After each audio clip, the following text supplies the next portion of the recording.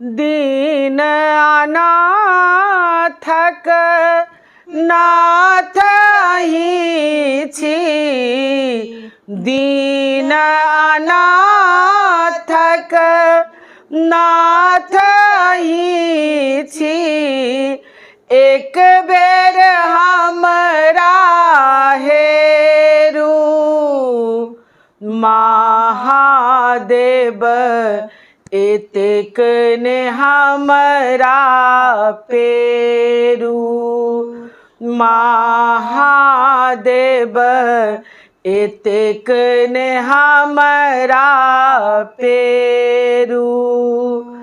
बड़ भर मेलऊँ जग के माया, बेकले मोने कहै छी।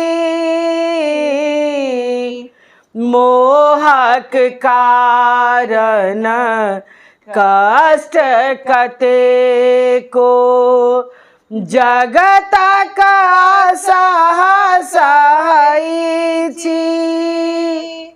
आब सहल नहीं होइए हमरा, आब सहल नहीं होइए हमरा। अपन भक्ति सा घेरू महादेव, एतेक ने हमरा पेरू। महादेव एतेक ने हमरा पेरू। अज्ञानक अनहार जगत में, ज्ञान प्रकाश ने भेटत।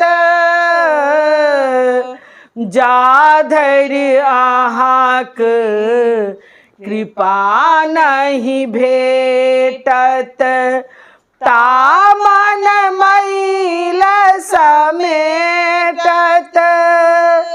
एहि सौ बड़ा हम चाहै छी, एहि सौ बड़ा हम चाहै छी। शीश हमार कर फेरू महादेव, एतेक ने हमरा पेरू। महादेव एतेक ने हमरा पेरू। करू दया दय निय के ऊपर, हे शिव धरदानी।